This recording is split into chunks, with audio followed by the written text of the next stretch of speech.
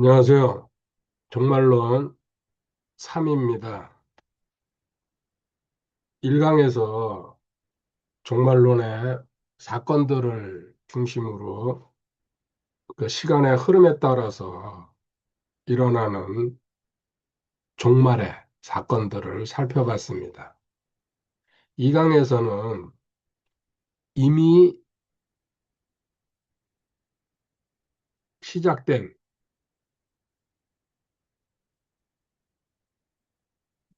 메시아이신 주님이 오심으로 종말은 시작됐다는 것을 살펴봤죠. 왜 그러냐 하면은 주님이 승천하시면서 성도라는 지금까지 인류 역사에 없었던 뭐 신인류라 그럴까요? 나타났습니다. 이 신인류가 나타나서 2000년의 세월이 흘렀는데 사실 성도라는 것은 세상이나 불신자들은 무슨 의미인지 잘 모릅니다. 그냥 교회 다니는 사람, 예수 믿는 사람 이 정도죠. 휴거로 인해 가지고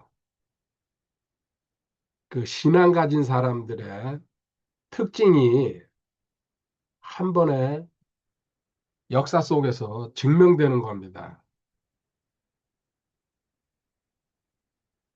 합격자 발표라고 그럴까요? 입학시험 보고 나서 데이터가 학교에는 축적돼 있죠. 결국은 합격자 발표할 때에 실제적으로 붙었는지 안 붙었는지 결과가 나오듯이 성도도 2000년 동안 하나님의 생명을 소유한 채로 살아가다가 휴거 때 폭발적으로 한 번에 다 드러나는 사건. 오늘은 상강에서는 지금까지 인류 역사 6000년 흘러오면서 항상 충돌하면서 온 두 세력, 두 왕국이라 그럴까요? 두 왕국이 있습니다.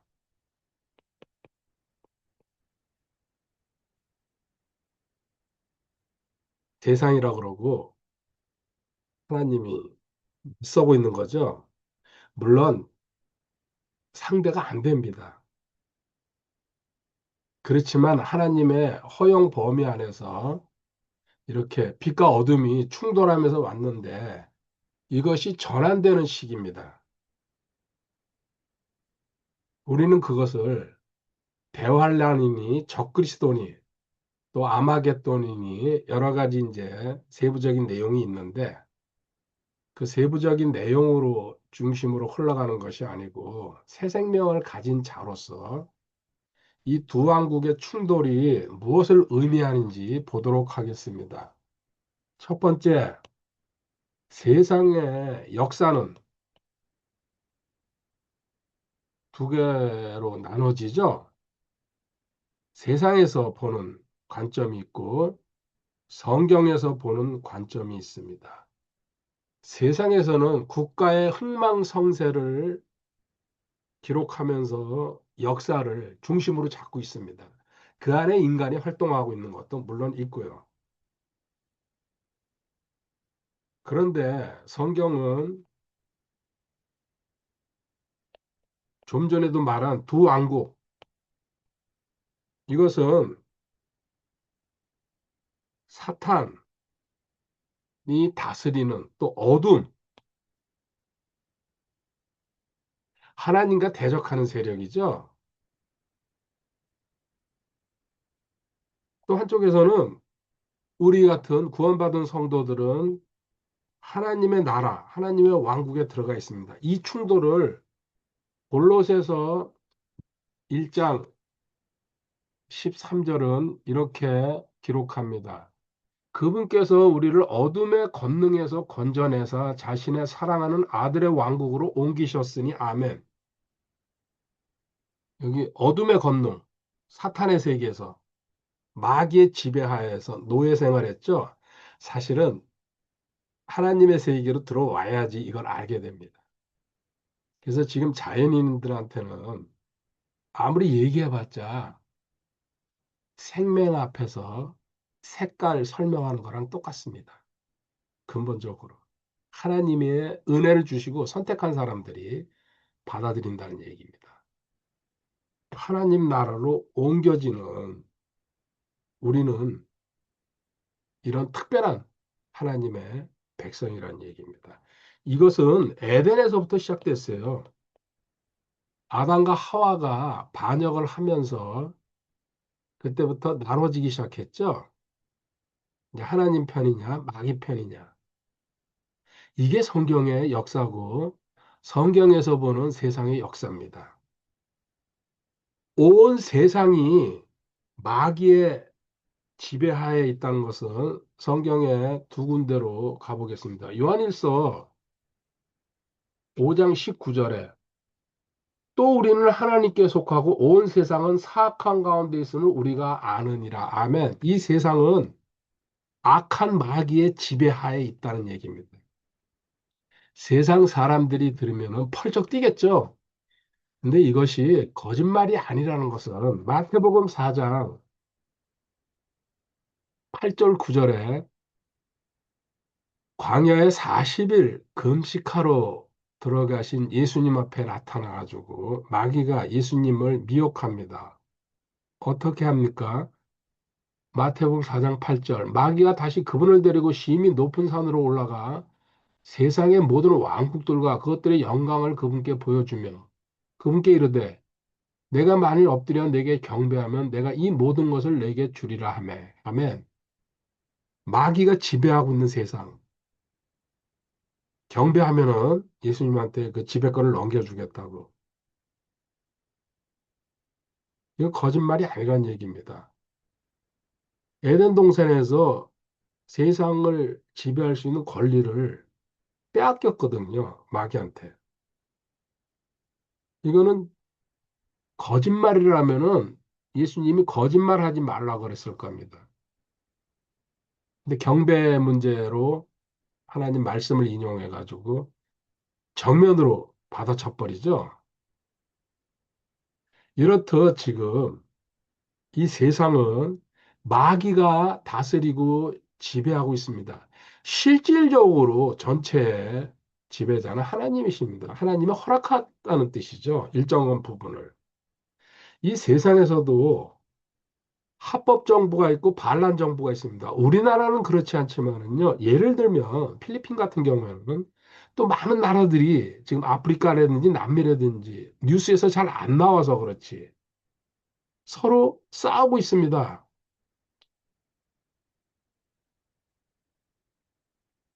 누가 이기냐에 대해서 이제 지배권을 갖겠죠. 우스갯소리로 필리핀 같은 경우 제가 왜 예를 들었냐면요. 그들이 싸우다가도 세계 챔피언을 8체금이나 석과 매니 파키아오라고 있습니다. 필리핀에. 그 매니 파키아오가 경기할 때에는 서로 자동으로 휴전을 한다고 제가 뉴스에서 그걸 봤습니다. 그냥 웃고 넘겼지만 이렇듯 성경은 두 왕국의 충돌이 계속 있어 왔는데 그 마지막 싸움이 오늘 공부하는 GT, 대환란이라는 얘기입니다. Great Tribulation. 이 대환란은 이런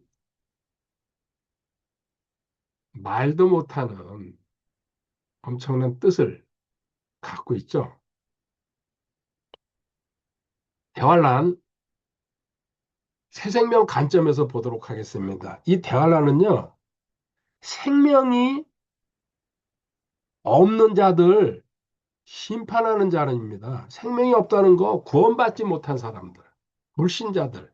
여기에 이스라엘도 포함되고 있습니다. 사실 핵심 타켓은 이스라엘입니다. 하나님이 회개시키려고. 하나님이 선택한 백성이잖아요. 그리고 대환란 계시록에 보면은 공포, 재앙으로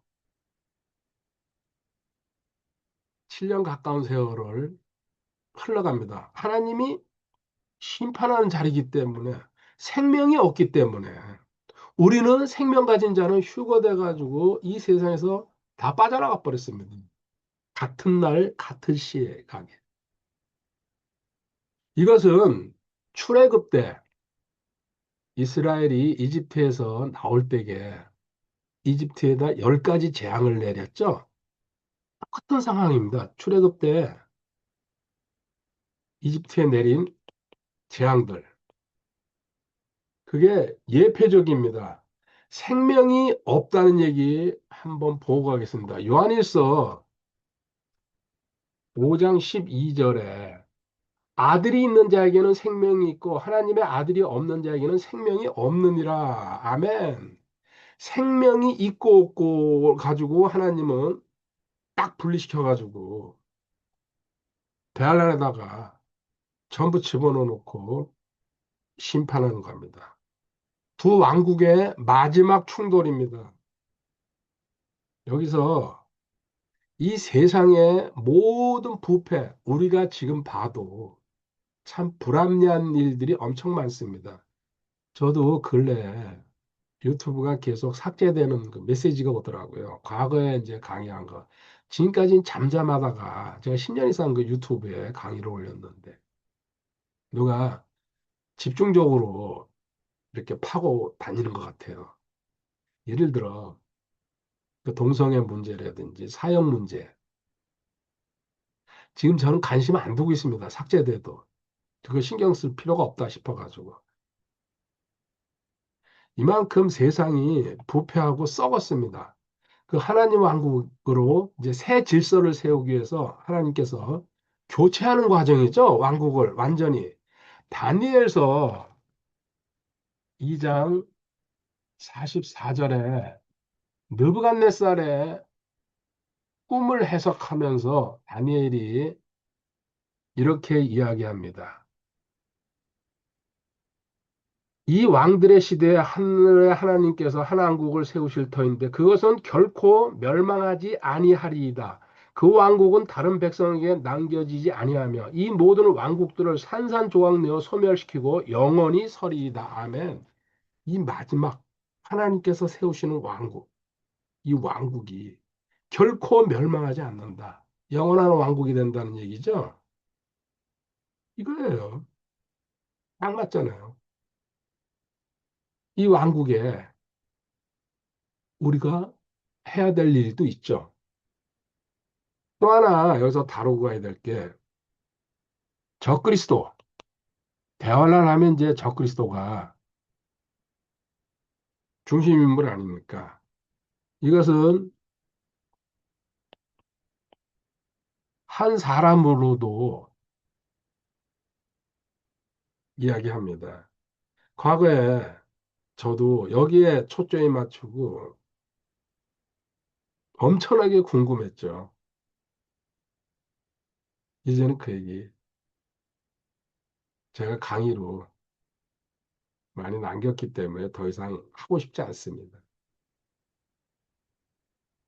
또 하나는요, 하나님을 대적하는 모든 시스템, 체계라고 그럴까요? 하나님 대적하는 시스템.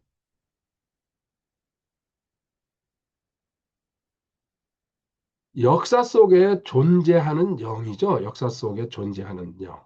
계속해서 두 군데 보겠습니다. 요한일서 2장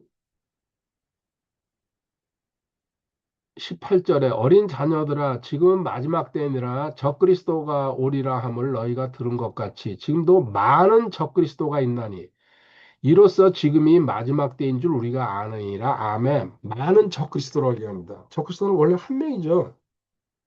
그러니까 시대에 적그리스도는 계속 나타났다는 얘기예요. 하나님을 대적하는 세력들, 그 어떤 조직들, 시스템. 근데 결정적으로 이제 그 대환란 때는 진짜 대표인 한 명인 적그리스도가 나타나죠. 또 한 군데 보면요. 데살로니가 후서 사루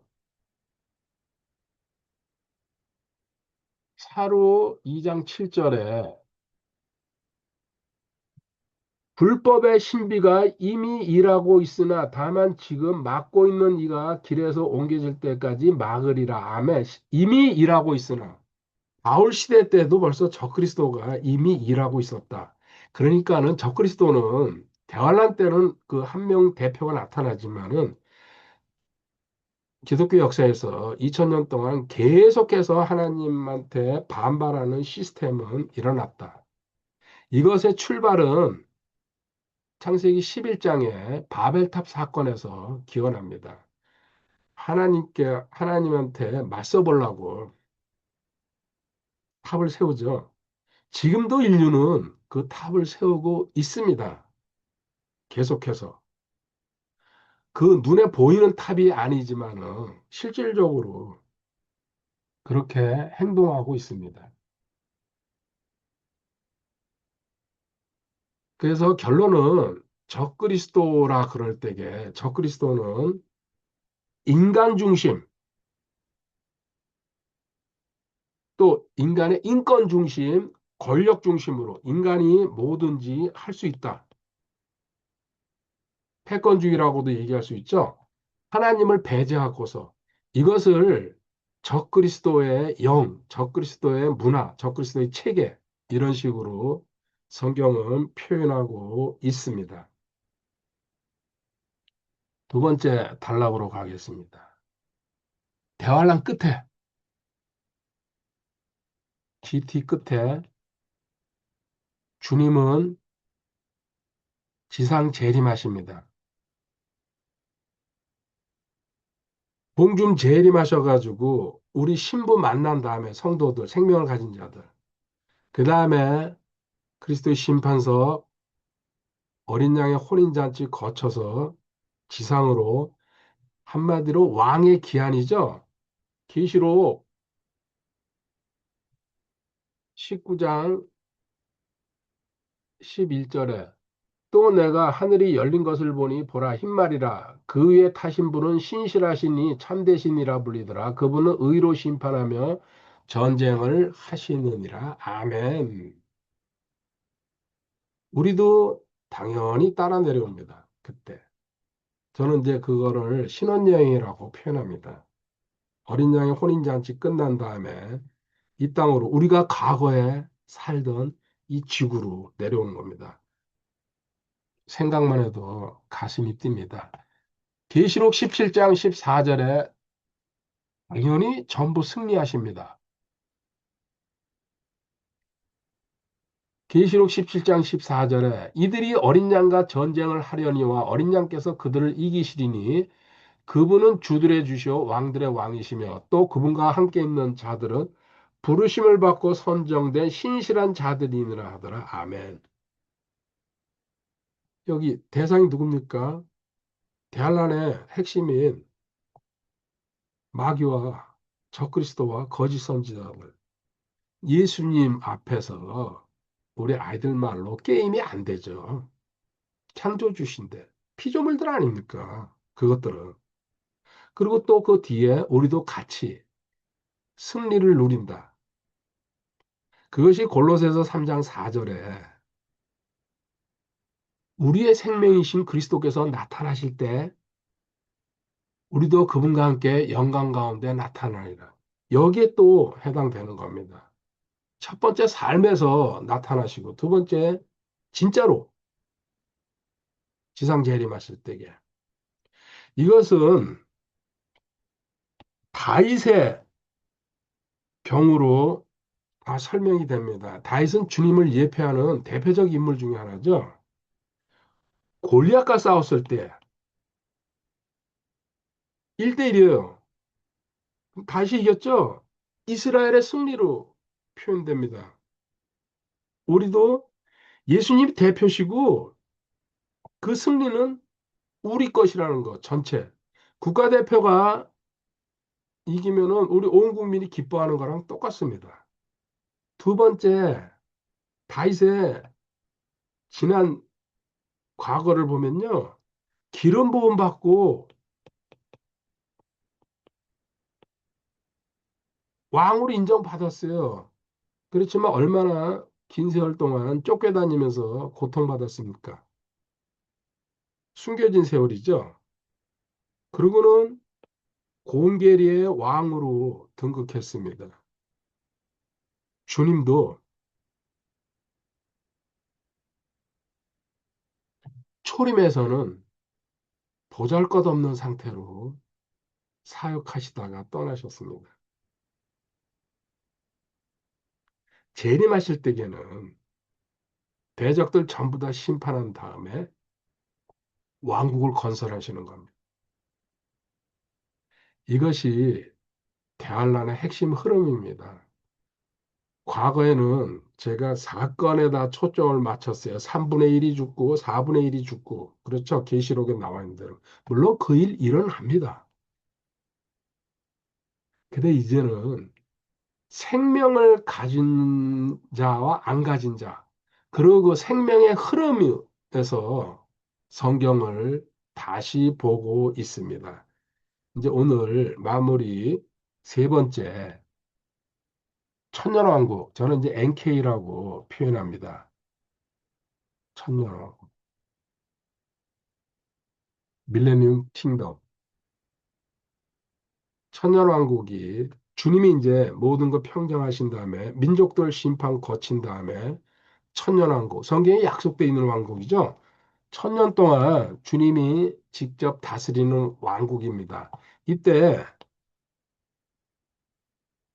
계시록 20장 2절 마귀와 사탄인 그 용, 고 저 옛뱀을 붙잡으니라 그가 그를 붙잡아 천년 동안 결박하여 먼저 사탄을 결박시킵니다.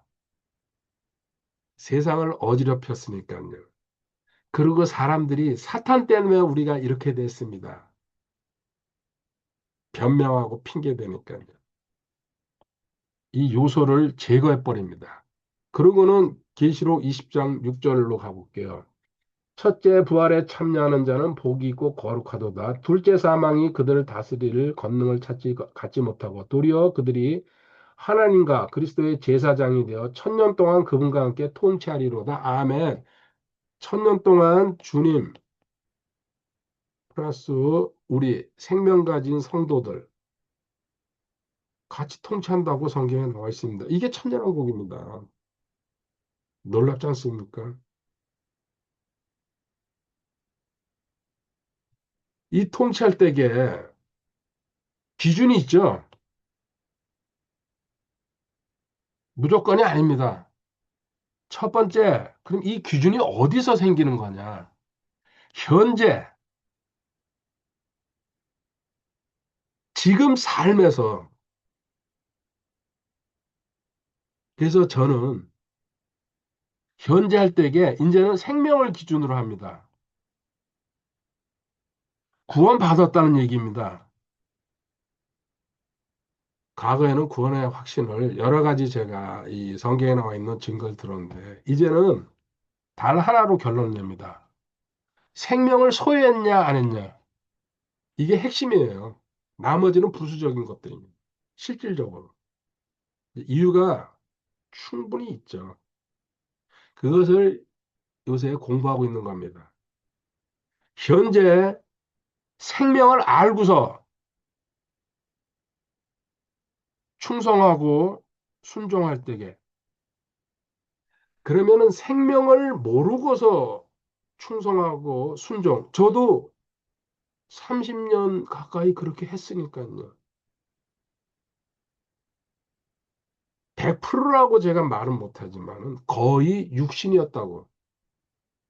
육신으로 충성한 거, 지금 육신으로 땅에서 저는 다 받아 누렸다고. 이거는 알고 있었어요. 과거부터. 그래가지고 강의도 많이 했습니다. 근데 생명으로 충성하는 거, 영으로 충성하는 것은 의미는 알았지만 그 뜻을 확실히 몰랐기 때문에 저도 확신을 못했어요. 구별을 못했다는 얘기죠, 실질적으로. 근데 이제는 지금 남은 삶을 주님 만나기 전까지 충성과 헌신으로 가는데 이것을 지금 연습하고 있는 과정입니다.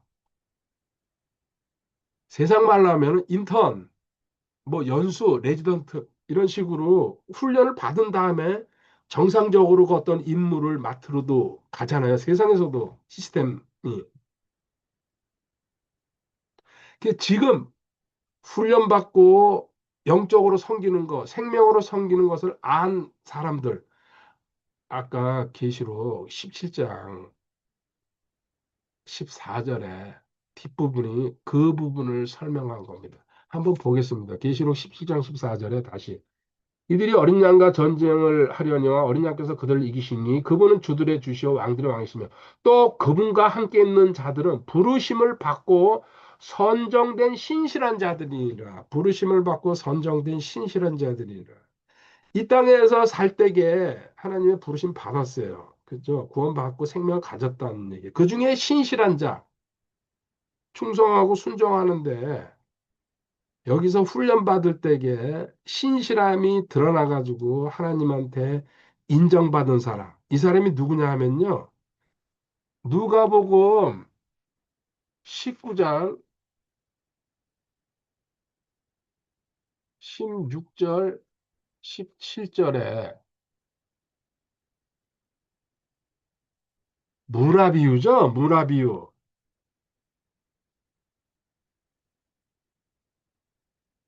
이에 첫째가 와서 이르되 주여 주여의 일문화로 십문화를 벌었나이다 하며 하나님의 방법으로 일했다는 얘기입니다. 17절에 그가 이르되 그가 그에게 이르되 잘하였도다 선한 종아 내가 매우 작은 일에 신실을 했은즉 열 도시를 다스릴 건세를 차지하라 하니라. 쭉 나오죠. 나는 일문화 벌었어요, 오문화 벌었어요. 열 고을을 다스릴 건세. 무슨 얘기입니까? 천연왕국 때 지금 현재 충성한 거 가지고 열 고을, 어떠면 나라, 어떤 한 지역 정확하게 서로 연결되잖아요. 확실하게. 그래서 현재 충성하는 것이 결코 헛된 것이 아니다. 지금 현재 그리고 생명을 가지고서 하나님의 뜻 안에서 충성하는 것. 이럴 때에 내 안의 생명이 천년왕국 때는 확장돼서 밖으로 나온다는 겁니다. 내 존재가. 하나님이 선택한 사람 중에서 또 선택을 해가지고 천년왕국을 다스리게 한다는 얘기입니다. 모두가 참여한다는 얘기가 아닙니다. 그렇다고 생명 가진 자들이 뭐 버림받거나 무시당하는 건 아닙니다. 다스리는 위치에까지 가려면은 현재 생명 갖고서 최선을 다해서 하나님께 인정받는 충성, 영으로 충성하는 방법이죠. 이것을 배워야 된다는 얘기입니다. 저도 지금이라도 이 사실을 확실하게 알았다는 거에 대해서 마음속으로부터 감사하고 있습니다. 아, 이제 시작해도 전 이 다스린다는 거 이건 알고 있었거든. 뭐가 기준일지는 사실은 몰랐어요. 무조건 최선을 다하면 되겠지 생각했는데 내가 생명으로 지금 현재 순종하고 헌신하는 것을 알고서 실천했을 때에 그것이 실제로 적용되는 데가 천년왕국이라는 얘기입니다. 요셉 얘기할게요. 꿈꾸면서 하나님한테 미래를 확고하게 보장받았어요, 사실. 그런데 하나님은 그러고 바로 가는 게 아니고 어떻게 했어요? 세상에서 감추어 버리죠? 저 이집트로 팔려가게 만들어가지고 너미 집 노예였다가 또 죄수까지 만들어 버립니다. 가장 고통스러운 삶으로 내려갑니다. 이거 훈련 기간이죠. 이제 우리는 시작부터 끝까지 알고 있으니까는. 이거 생명을 가진 자들도 하나님한테 보장받은 자들도 훈련이라는 기간은 안 거칠 수가 없다는 얘기입니다. 저도 지금 하나씩 하나씩 배우고 있어요. 훈련 받은 다음에 하나님의 시간이 되니까 그 생명이 드러나게 해버리죠. 어디서요? 총리로. 온 세상이 다 알게 하잖아요. 저 사람은 하나님의 사람이야. 저렇게 지혜롭고 모든 일이 하나님과 함께 하시면서 형통하는 것을 주변의 모든 사람들이 다 알고 보게 합니다. 이겁니다. 지금 우리는 생명을 가졌지만은 감추어진 존재입니다. 물론 살아가면서 정상적으로 하나님과 연결되고 주님 안에 거하면은 살면서도 이게 드러납니다. 근데 결정적으로 마지막으로 드러나는 것은 휴거 때, 그리고 대환란 지나서 천년왕국 때, 천년왕국에서 주님과 함께 다스리는 위치로 갈 때에 완전히 생명이 드러난다는 얘기입니다. 현재 세상 혼란하기 그지없습니다. 러시아와 우크라이나가 전쟁한 지 벌써 4년이 지났습니다. 그리고 2월 28일 날에는 미국과 이스라엘이 이란을 공격했죠. 지금 크게 두 전쟁, 물론 많이 있습니다. 다른 나라 소소하게 일어나는 전쟁들. 그렇지만 이 큰 뉴스에 가려져 가지고 잘 알 수가 없죠, 우리는. 그런데 핵심은 이제 하나입니다. 생명을 소유한 자들은 주변에서 일어나는 일들 항상 이야기하지만 그것은 순간적으로 지나가 버리는 현상입니다. 지금 현재 같지만요, 금방 과거가 돼버려요. 또 미래 게 또 오고요. 지나가는 것들이에요. 그런데 결국은 우리는 천년왕국을 거쳐서 영원세계로 갑니다. 여기에 포인트를 맞추면 됩니다. 안전한 존재입니다. 완벽한 존재입니다. 주님이 함께 하십니다. 내 생명으로 내 안에 계시기 때문에. 그 주님을 의존하면서 묵묵히 걸어가시면은 자기 맡은 일 하면서 착하고 충성된 종이라고 분명히 인정받을 것이고, 남은 이제 한가위가 남았습니다. 그 마지막에 어떻게 정리가 되는지 그 내용 다음 주에 보도록 하겠습니다. 오늘도 공부하시느라고 수고하셨습니다. 봄이 곧 눈앞에 다가오고 있습니다. 할렐루야.